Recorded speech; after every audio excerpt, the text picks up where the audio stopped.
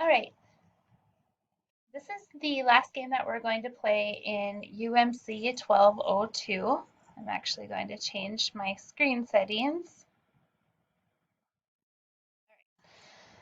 So this is called, the product that you're going to be doing research for is called the Pill Popper. And so you're going to be doing markets research and trying to make the best decisions for this new product. So the Pill Popper was developed by an individual whose aunt had Parkinson's.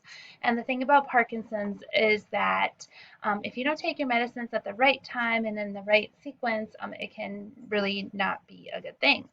And so the pill popper, you load your pills in and then it'll either flash or beep when it's time to take your pills and it'll dispense them.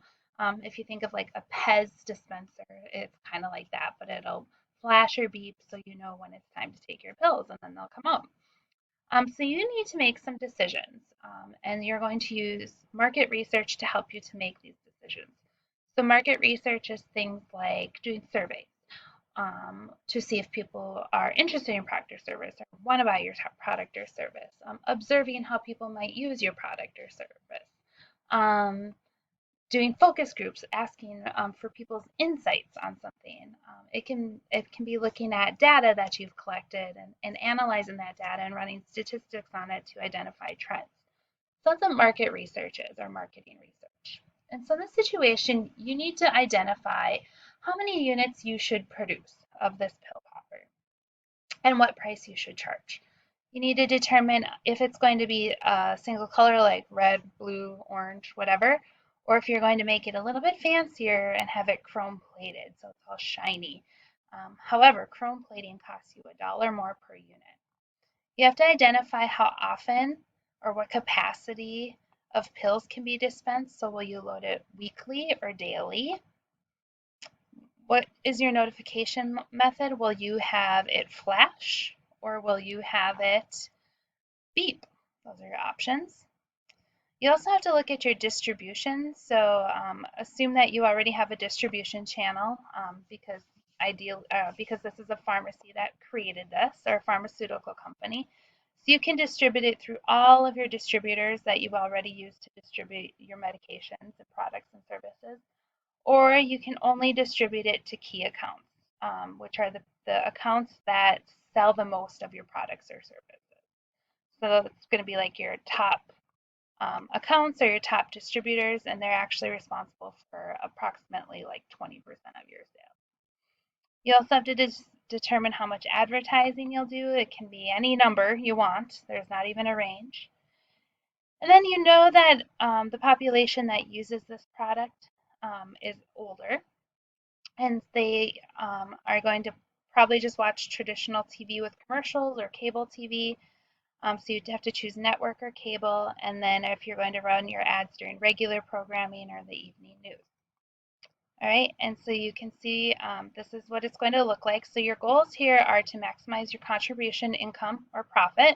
Our goal set by the company is to have a contribution income of $1 million, and then to maximize your profit margin. And the company goal is to get a profit margin of 12%. All right, and this is so when we come back to class next week, we're going to have you upload your decisions to Canvas and we're going to put them all into here and run it and see who did the best. All right, and so this is what the results will look like. And so for this game, you'll get 50 points for playing, and then there's tons of bonus pointage. So 10 points if you can get a profit margin higher than 15%, 10 points if you can get a contribution income of higher than 1.2 million, 25 points for being the profit margin winner, and 25 points for the contribution income winner. There's also research that you can use, and it's in this PowerPoint, and I'll post this on Canvas. And this looks at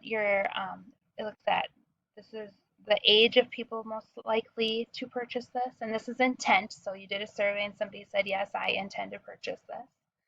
What their education level is, so 12 years or less or greater than 12 years. So you can see as higher education tend to purchase this. Gender, male is red, female's green, it's about even.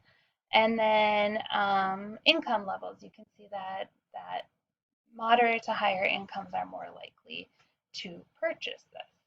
So, except for right here, So the red is 40,000 or less, and the green is more than 40,000. You also have all these demand curves, so you can look at what the quantity that you are likely to sell based on each price. You can look at your revenue curve, your revenue function, your cost. These can be helpful to you. You also have an individual named AJ who has created this regression equation.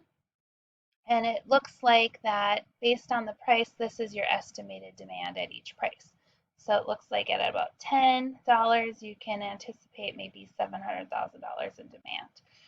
And this R squared is just a statistics figure, which the R squared says that how much of a certain equation is how much of your results are attributed to that equation. So basically, it's saying that price here makes up 93% of the reason why people buy or don't buy this product. Kim also gave you some information. She's a little more fluff. She did some forecasting and said if you have a price of 8, 10, 12, 14, you can have a low demand of about your pessimistic forecast is low and your optimistic is your high forecast. So that can help you as well. And then we look at whether people prefer clear, color, or chrome, daily, weekly, or monthly distribution, beeping and flashing, beeping or flashing. All right. And then here's your distributors. Here's some hints about what your distribution strategy should be. And then this looks at the media habits of your target market and gives you some hints as to where programming you should put it on and whether it should be on cable or network TV. All right. Here you can see it says this suggests consumers prefer evening news more than regular programming. So utilize this information. So once you've reviewed all this, you can go to the game and you can start putting in your decisions. So I'm just going to put in numbers. So I'm going to say 500,000 units at $9. I'm going to go chrome plated, daily, beeping, all distributors. I'm going to spend $1 million. On advertising, I'll run my ads on the evening news on cable. Let's see how I did. I didn't do very good, and I did that on purpose. You can see, though, that my sales were pretty close to my units produced, so that was good. But where did I lose money? So I had my sales revenue. My costs of goods were rather high, so maybe I shouldn't have done that chrome plating. So it must, so I can make some modifications and try to achieve my goals. Let's just see if I can do this a little better. I'm going to produce 450,000 units at 9.25. I'm going to do single color and weekly, and then the rest I'm going to keep.